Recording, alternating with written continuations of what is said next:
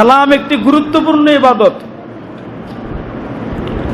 আব্দুল্লাহ ইবনে আমর রাদিয়াল্লাহু তাআলা আনহু বলেন, আন্না রাজুলান সাআলান নাবিয়্যা সাল্লাল্লাহু আলাইহি ওয়াসাল্লাম, এক সাহাবী রাসূলুল্লাহ সাল্লাল্লাহু আলাইহি ওয়াসাল্লামকে জিজ্ঞাসা করলেন, আইয়ুল ইসলামি খায়র, ইসলামের সবচেয়ে ভালো কাজ কোনটি? ইসলামে অনেক ভালো কাজ আছে, সবচেয়ে ভালো কাজ কোনটি? রাসূলুল্লাহ সাল্লাল্লাহু আলাইহি সাল্লাম দুটি কথা বললেন। এক নাম্বার, তুতিইমুত তুআম, মানুষকে খাবার খাওয়াবে। দুই নম্বরে বললেন, ওয়াতাকরাউ সালাম আলা মান আরাফতা ওয়া মান লাম তারিফ, পরিচিত হোক অপরিচিত হোক যাকেই সামনে পাবে তাকেই সালাম দিবে। সালাম দেওয়া সাধারণ কোনো আমল না, সাধারণ কোনো ইবাদত নয়। ইসলামের সবচাইতে ভালো যে ইবাদতগুলি রয়েছে তার ভেতরে একটি ইবাদত হলো সালাম দেওয়া।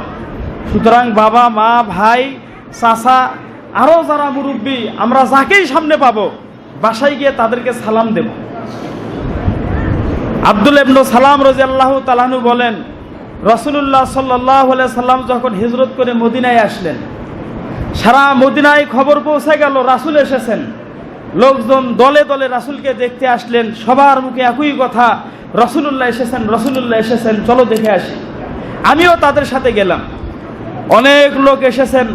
রাসূলুল্লাহ সাল্লাল্লাহু আলাইহি ওয়াসাল্লাম আমাদেরকে দেখার পর উনি সর্বপ্রথম যে কথাটি বলেছেন তা হচ্ছে, আইয়ুহান নাস, হে মানুষেরা, আফশুস সালাম, তোমরা একে অপরকে সালাম দাও।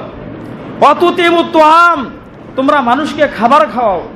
ওয়াসাল্লু ওয়ান নাসু নিয়াম, যখন সবাই ঘুমিয়ে থাকে তোমরা দাঁড়িয়ে দাঁড়িয়ে তাহাজ্জুদের সালাত আদায় করো। তাদখুলুনাল জান্নাতা বিসালাম, তাহলে নিরাপদে সহি সালামতে তোমরা জান্নাতে প্রবেশ করতে পারবে। সালাম সাধারণ ইবাদত নয়। মদিনায় গিয়ে আল্লাহ নবীর প্রথম ভাষণ ছিল এটা, সালাম দিবে, মানুষকে খাওয়াবে, এবং রাত্রিতে সবাই যখন ঘুমিয়ে থাকে তখন তুমি তাহাজ্জুদের সালাত আদায় করবে। খুব সহজে জান্নাতে যাওয়ার আমল এগুলি। সুতরাং আমরা বাসায় গিয়ে এই সালাম নামক ইবাদতটা অবহেলা না করে সমাজে চালু করার চেষ্টা করবো। আল্লাহ তৌফিক দান করুন, আমিন।